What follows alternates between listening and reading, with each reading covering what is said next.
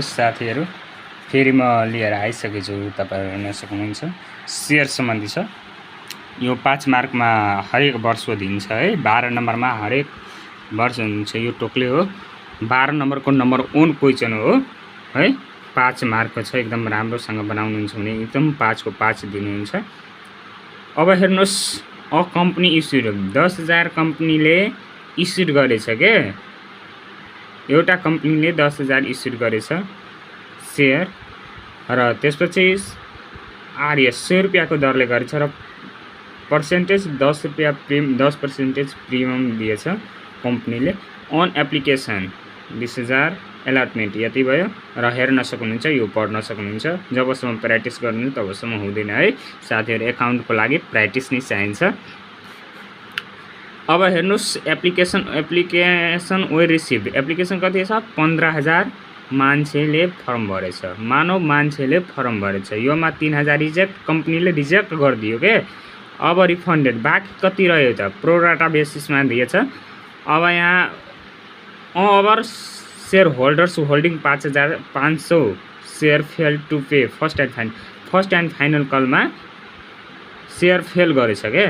Holding राखिदिएछ, होल्डमा राखिदिएछ। मानव तपाईहरु भन्न सक्नुहुन्छ, होल्ड बुझ्न सक्नुहुन्छ सजिलो तरिकाले। अब शेयर बाँडफाँड बनाउनको लागि भनेछ share allotment, share first and final call, share for future account बनाउनको लागि भनेछ। हेर्न सक्नुहुन्छ। एकदम सजिलो तरिकाले म हेराउन गइरहेको छु। तपाईहरु हेर्न सक्नुहुन्छ। यहाँ हेर्नुस्, म बनाएछु।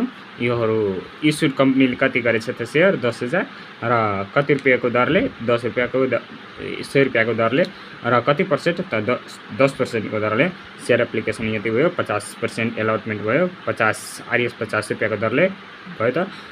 फर्स्ट एन्ड फाइनल कल कति भयो? आरएस 40 भयो है। एप्लाइड शेयर कति भयो त? 3,000 निल गर्यो। कम्पनीले रिजेक्टेड गरेको थियो र 12,000 बाँकी रह्यो के। 15 बाट 3 गयो भने बाँकी रह्यो नि 12,000। 12,000 बाट 10,000 एउटा कम्पनीले 10,000 शेयर इस्युड गरेको थियो। यो थियो के 10,000। त 12,000 बाट 10,000 गयो भने 2,000 एक्सेस एमाउन्ट भयो। त एक्सेस एमाउन्ट निकाल्नको लागि 2,000 × 20 गर्नुपर्छ। अन एप्लिकेसन एमाउन्ट लिएको छु है। हेर्न सक्नुहुन्छ। अन एप्लिकेसन एमाउन्ट लिनुपर्छ र कल्स इन एरिज केमा राखिदियो त? फर्स्ट एन्ड फाइनल कलमा। त 500 हो। यो रफ भयो है साथै। म यहाँ हेराउन गइरहेको छु। तपाईहरु हेर्न सक्नुहुन्छ। राम्रोसँग हेर्नुहुन्छ भने एकदम सजिलो छ। अब यहाँ हेर्नुहोस्, यहाँ एकदम राम्रोसँग गहिराएर हेर्नुपर्छ है साथीहरु। एकदम बुझ्न एकदम सजिलो छ। शेयर अलटमेन्ट 10,000 शेयर इस्युड गरेको थियो, त्यही राख्नुपर्छ है शेयर अलटमेन्टमा। एप्लिकेसन त बनाउँदैनौ 15,000 राखेर गर्नुपर्छ होइन साथीहरु। शेयर अलटमेन्टमा 10,000 × 50 राख्दा 5 लाख भयो है।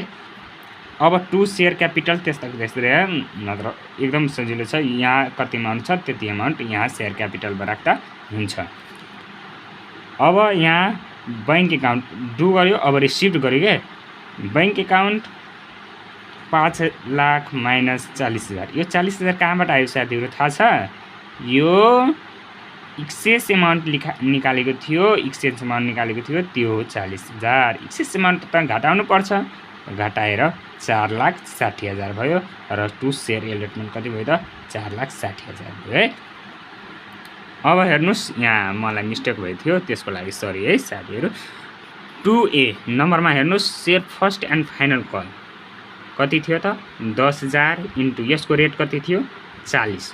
त 10,000 × 40 त 4 लाख भयो। अब यहाँ क्यापिटलमा त्यस्ताको त्यस्तै राख्ने। यो त पुँजी हो, शेयरको पुँजी। अब यहाँ हेर्नुस्, बैंक एकाउन्ट 3,80,000 भयो। कल्स इन एरिज 500 कति बाँकी थियो त? कल्स इन एरिज कति थियो त? फर्स्ट एन्ड फाइनल कलमा 500 शेयर गरेको थियो। त 500 × 40 गर्दा त 20,000 भयो र to share capital share and first and final कलमा 4 लाख भयो त। यो दुईवटा जोड्दा कति हुन्छ त? 4 लाख हुँदैन? हुन्छ नि। अब नारेसन यहाँ लेख्न सक्नुहुन्छ। नारेसन आफै लेख्दा राम्रो हुन्छ, म लेखेन। शेयर क्यापिटल कति भयो त? 100 रुपैयाँ पुरै कतिको थियो त? 100 रुपैयाँको 100 × 500 गर्दा यति भयो।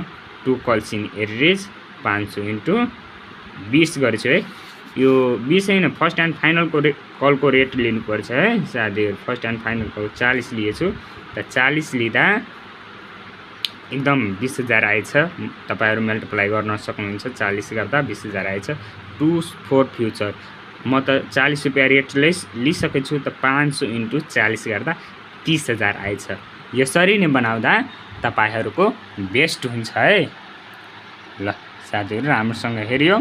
अब हेर्नुस्, तपाईहरु बुझ्नुहुन्छ भने एकदम मलाई कमेन्ट गरिदिनु है।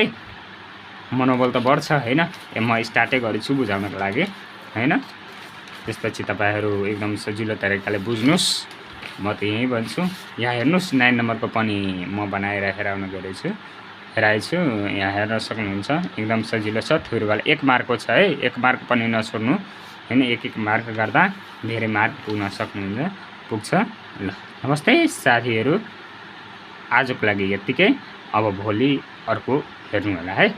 एक्जामको लागि बेस्ट हो। म क्वेशन सोल्भ गरे, यस्तै क्वेशन आउँछ।